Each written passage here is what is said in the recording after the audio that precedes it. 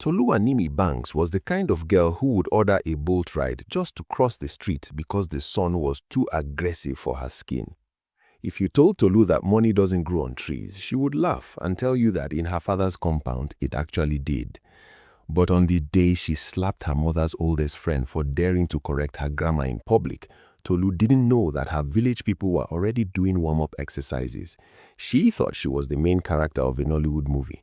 She was about to find out she was actually the cautionary tale. Let's talk about Tolu for a minute. You know those Lagos babes whose feet have never touched natural sand? That was her.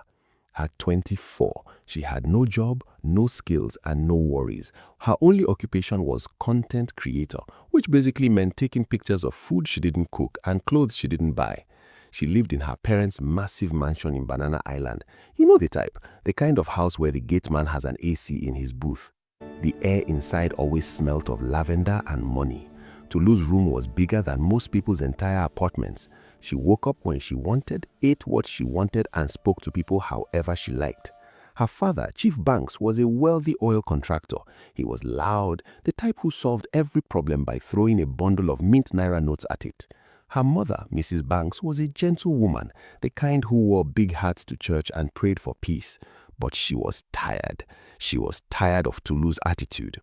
One Tuesday afternoon, the trouble started, not with a bang, but with a plate of jollof rice. Tolu was in the living room scrolling through Instagram, ignoring the house girl, Mary, who was cleaning the glass table. "Mary," Tolu shouted, not looking up from her phone. "This juice is warm. Did I ask for warm juice? Do I look like I drink tea?" "Sorry, auntie," Mary stammered. "The fridge is—" "I don't want to hear stories," Tolu snapped, throwing the glass onto the expensive rug. The orange liquid soaked into the white fabric immediately. "Clean it up and get out of my sight." Mrs. Banks walked in just as the glass shattered. "Tolu, what is wrong with you?" "Mommy, tell your staff to be competent. It's annoying." "She is a human being, Tolu, not a slave. You are 24. When I was your age, you were poor, Mommy. We know. Please spare me the history lesson." Tolu stood up, flipping her Brazilian wave bone straight, 30 inches, costing more than Mary's annual salary. "I'm going out. My driver is waiting." "Your father wants to speak to you tonight," Mrs. Banks said, her voice trembling slightly. "It's important." "Whatever," Tolu said and walked out the door. The blast of cold air from the central AC cut off as the heavy mahogany door slammed shut. Outside, the Lagos heat hit her, but she didn't care. She climbed into the waiting G-Wagon. She was going to a brunch at Victoria Island to meet her friends, a group of girls who liked her only because she paid the bill 90% of the time. Tolu felt invincible. She had the surname, she had the connections, and she had the looks. But as the G-Wagon navigated the Lekki Ikoyi Bridge, Tolu didn't notice the missed calls on her phone from her father. She didn't notice the strange text from her mother saying, "Please come home." And she certainly didn't notice a white Hilux van with official government plates following them. Ignorance, they say, is bliss, but in Lagos, ignorance is just a waiting period for disaster. She arrived at the restaurant, one of those places where they sell pasta for 25,000 naira and give you a portion meant for a toddler. She sat down, ordered champagne, and started snapping pictures. "Guys, guess what?" she told her friends Amaka and Chuma. "Daddy is buying me a Range Rover for my birthday next week. The G-Wagon is too bulky." Amaka smiled, but it didn't reach her eyes. "That's nice, babe, but have you seen the news?" "News? I don't watch news. It gives me wrinkles." "Check Twitter," Chioma said, looking at her phone nervously. "Your daddy is trending." Tolu laughed. Daddy is always trending. Probably signed another billion-naira deal. She opened Twitter. She saw the hashtag Chief Banks arrested. Her heart skipped a beat. She clicked it. Breaking: EFCC raids Chief Banks' mansion. Assets frozen over alleged 50 billion naira oil subsidy fraud. Mansion sealed. The champagne glass slipped from her hand. This time, nobody cleaned it up. If you are watching this story without subscribing to this channel, you are like a tenant who refuses to pay rent but wants the landlord to paint the house. Don't be like that. Hit the subscribe button now so you don't miss the gist. It's free, unlike Tolu's champagne. Okay, back to the wahala. Tolu rushed home, but home wasn't home anymore. The big black gate of the Banks mansion had a new decoration, a bright red inscription that read, "Under investigation, keep off." Armed officers stood outside. She saw her mother standing by the roadside with 2 suitcases, just 2. Her mother, who had a walk-in closet the size of a duplex, was standing on the dusty road with 2 bags. "Mommy," she screamed, jumping out of the Uber. The driver of the G-Wagon had fled immediately upon seeing the police. "What is going on? Where is Daddy?" Mrs. Banks looked 10 years older. Her eyes were swollen. "They took him, Tolu. They took everything." "Who is they? Call the governor. Call Uncle Jide." "Uncle Jide is the one who wrote the petition," Tolu said quietly. That silence, that heavy, thick silence that falls when you realize your enemies were eating from your pot, that was the silence on the street. "We have to go," Mrs. Banks said. "Go where? To a hotel?" Mrs. Banks shook her head. "All the accounts are frozen. Your cards won't work. We are going to your Auntie Remi's house." Tolu froze. "Auntie Remi? The one who lived in Iyana Ipaja? The one who shouted at Tolu last Christmas for wasting rice? The one who smelled like locust beans and righteous anger? "I am not going to the mainland," Tolu screamed. "I cannot. Mommy, do something." But there was nothing to do. The sun was setting, mosquitoes were starting their shift, and for the first time in her life, Tolu Banks was homeless. The ride to Iyana Ipaja was a journey to hell for Tolu. The traffic was insane. The yellow Danfo buses drove like they had spare lives at home. The noise, the smoke, the people selling gala and pure water in traffic, it was a sensory overload. When they arrived at Auntie Remi's house, it was dark. The house was a modest 3-bedroom bungalow in a compound shared with 4 other families. The generator noise was deafening, a chorus of "I pass my neighbor" generators fighting for dominance. Auntie Remi met them at the door. She was a short, stout woman who tied her wrapper tight across her chest. "Welcome, oh," she said, looking at Tolu's expensive wig with disdain. "I hope you know this is not Banana Island. Here, we fetch water from the well when the pump spoils." Tolu walked into the living room. It was hot. There was a standing fan blowing hot air around. The rug was brown. Intentionally? Who knows? "Where is my room?" Tolu asked, wrinkling her nose. Auntie Remi laughed, a dry, crackling laugh. "Room? You will sleep on the mattress in the parlor. Your mother will manage inside with me." "I cannot sleep in the parlor. Do you know who I am?" Auntie Remi stepped closer. "I know who you are. You are the daughter of a man in a cell. You are a girl with no money in your pocket. And if you raise your voice at me in my house, you will sleep outside with the mosquitoes. Do you understand?" Tolu looked at her mother for support, but Mrs. Banks was sitting on a plastic chair, head in her hands, weeping. Tolu sat on the thin mattress. The foam was so flat she could feel the floor. She brought out her phone, 10% battery, no electricity to charge. She checked Instagram. Her friends, Amaka and Chioma, had posted pictures of themselves at the club. The caption read, "Fake people get exposed eventually. Real vibes only." They were talking about her. Anger, hot and sharp, rose in her chest. She wasn't going to let this happen. She needed money. She needed to prove she was still Tolu Banks. 2 weeks passed. Life in Iyana Ipaja was brutal. Tolu had to learn how to bucket bathe. She had to learn that NEPA has brought light was a call to celebration, but she refused to learn humility. She kept up appearances online. She posted old pictures, captioned, "Throwback to last week, missing Paris," even though she was sweating in a parlor in Lagos. She ignored her followers asking why she hadn't done her birthday unboxing. Her birthday was coming up in 3 days. She had planned a yacht party. Now, she didn't even have money for cake. Then, she saw an opportunity. Mrs. Banks had managed to save one thing from the EFCC raid, a small pouch of jewelry she had hidden in her bra. Inside was a diamond necklace Chief Banks had bought for their 25th anniversary. It was worth millions. Tolu saw her mother hide it under the mattress in Auntie Remi's room. That night, Satan held a conference in Tolu's mind. If I sell that necklace, she thought, I can rent an Airbnb in Lekki for 2 days. I can throw a small party. I can invite Femi, the son of the senator she was trying to date. If Femi sees I'm still rich, he will propose. Then I will be safe. I will buy mommy 10 necklaces later. It was a stupid plan. The kind of plan that makes sense only when desperation is driving the car. But Tolu was desperate. She waited until Auntie Remi went to the market and her mother was in the bathroom. She crept into the room, lifted the mattress and took the velvet pouch. The diamonds sparkled in the dim light. They looked like freedom. Now, Before I tell you what she did next, I want to play a game. Go to the comment section right now. Predict what will happen to Tolu. Will she get away with it? Will Femi marry her, or will village people strike? Drop your comments. I'm reading them. Okay, let's see if you're right. Tolu sold the necklace, not for its full value.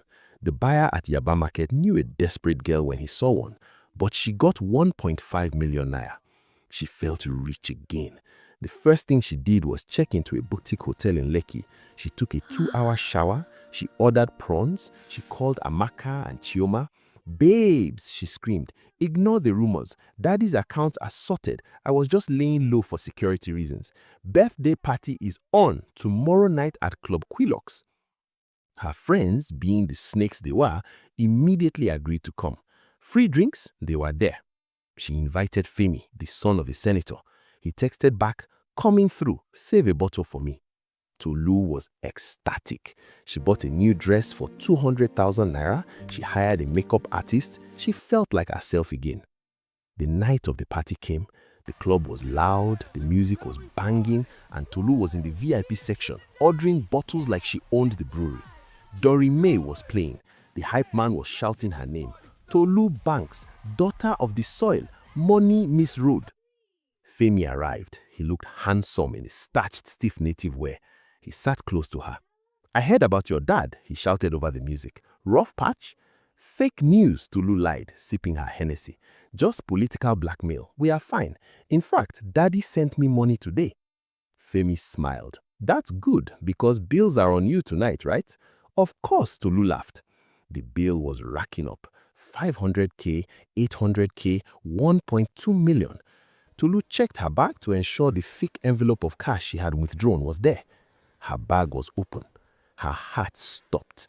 She dug her hand inside. Her phone was there. Her lip gloss was there. The thick envelope of cash, gone. She looked around frantically. The club was packed. People were dancing, grinding, bumping into each other. Anyone could have taken it. "Is everything okay?" Femi asked, pouring another drink. My money," Tolu stammered. "Transfer then," Femi shrugged. "My app, the network." She couldn't tell him her accounts were frozen. She had been relying on the cash. The waiter arrived with the bill machine. "Madam, total is 1.4 million naira. Tolu felt sweat trickle down her back, cold and sticky. "Can I pay tomorrow? My app is acting up." The waiter's smile vanished. He signaled the bouncer. "Madam, we don't do credit here." "Do you know who I am?" Tolu tried to shout, but her voice cracked. "I am Tolu Banks." "We know," the bouncer said, looming over her. "Your father is in cell, and you are here drinking champagne." The music seemed to stop. People were looking. Amaka and Chioma were whispering, and worst of all, recording with their phones. "Femi," Tolu turned to him, tears in her eyes. "Please, help me. I'll pay you back double." Femi stood up, dusting his agbada. "Babe, I didn't bring my wallet. I thought you were handling this. You said Daddy sent money." "Femi, please." "Don't embarrass me," he said cold, walking away. He walked straight to another table and sat down. Tolu was alone. The bouncers grabbed her arms. "Madam, if you don't pay, you are washing plates or going to the station. Choose one." She had no choice. She had to make the call. The phone rang for a long time before Mrs. Banks picked up. "Mommy," Tolu sobbed. "I'm at the club. They are holding me. Please." "Tolu, you are not in the room. Where are you?" "I took the necklace, Mommy. I sold it. I'm sorry. Please come and save me." There was silence on the other end, a silence deeper than the ocean. "The necklace," Mrs. Banks whispered, that was for your father's lawyer. That was the only thing we had left to pay for his bail hearing tomorrow." Tolu fell to her knees on the sticky club floor. The reality of what she had done hit her like a cement truck. She hadn't just stolen jewelry, she had stolen her father's freedom. "Mommy." "Stay there," Mrs. Banks said, her voice devoid of emotion. "It took 2 hours. 2 hours of Tolu sitting in the manager's office while staff came in to look at the disgraced princess. When Mrs. Banks arrived, she wasn't alone. Auntie Remy was with her. Auntie Remy didn't have 1.4 million naira, but Auntie Remy had a mouth that could set fire to rain. She argued, she negotiated, she threatened to call the spirit of her ancestors. Eventually, she signed an agreement to pay in installments using her land in the village as collateral. Her land, her retirement plan, given up for bottles of champagne that were already empty. They walked out of the club. Tolu tried to hold her mother's hand, but Mrs. Banks pulled away. "Don't touch me," she said. She didn't shout, she just sounded broken. I failed. I raised a monster. That sentence hurt more than any slap.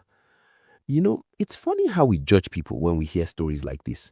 But before you cast a stone, share this video with that friend of yours who likes to live above their means. Yes, that one. You are saving a life. The next morning, the video of Tolu being held by bouncers was everywhere on Instagram. The caption? Tolu Banks, from Banana Island to beggar. Tolu couldn't look at her phone. She couldn't look at her mother. Auntie Remy walked into the parlor where Tolu was coiling on the mat. She threw a plastic apron at her. "Get up," Auntie Remy said. "I'm tired," Tolu mumbled. "I didn't ask how you are feeling. I said, get up. You owe me 1.4 million naira. You will walk every kobo off." "Walk? Doing what?" "I sell pepper soup and beer at the junction in the evenings. In the morning, I sell bread. You are now my sales girl." "I cannot sell bread. People will see me." "Let them see you," Auntie Remy shouted, her patience finally snapping. "Let them see that you have hands. Your father is in jail because of his greed, and he's staying there longer because of yours. You want to eat, you work." And that was how Tolu Banks, the queen of Lekki, found herself wearing a plastic apron, sweating in the Lagos heat, asking pedestrians, "Oga, buy bread, bromate free." The first week was torture. People recognized her. Some laughed. Some took pictures. Amaka and Chioma even drove by once in a tinted car, winding down the glass to laugh. Tolu cried every night. But a strange thing happened. By the third week, she stopped crying. She started noticing things. She noticed how hard the women in the market worked. She noticed that the 500 naira profit she made on a tray of bread meant they could buy fish for dinner. She realized that 1.4 million naira wasn't just numbers on a screen. It was months of sweat and blood. One evening, 6 months later, a man parked a Toyota Corolla in front of Auntie Remy's shop. It was Femi. He stepped out, looking surprised to see her wiping a table. "Tolu?" he asked. "Wow, so the rumors are true." Tolu looked at him. He looked smaller than she remembered. Cheap. "What do you want, Femi?" I felt bad about that night. Maybe we can hang out. I can take you away from this suffering." Tolu looked at her hands. They were rough. Her nails were short. She smelled of pepper soup spice. But she felt stronger than she ever had in the G-Wagon. "I'm not suffering," she said calmly. "I'm working, something you obviously know nothing about."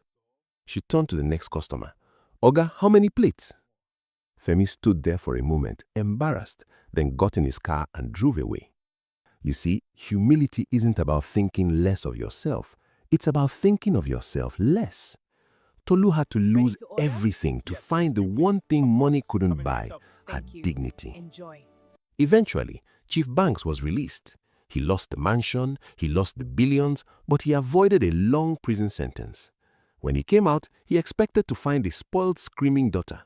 Instead, he found a young woman managing her aunt's shop, balancing the books, and treating customers with respect. They didn't move back to Banana Island. They rented a decent flat in Surulere. Tolu didn't go back to being an influencer. She started a catering business with Auntie Remy. It wasn't glamorous. She didn't have a G-Wagon, but for the first time in her life, when she slept at night, she slept peacefully. She paid Auntie Remy back every kobo. It took 2 years, but she did it. The last time I saw Tolu, she was stuck in traffic, driving a small delivery bus. She was laughing with her passenger. She looked tired, yes, but she looked real. And the friends? Amaka and Chioma.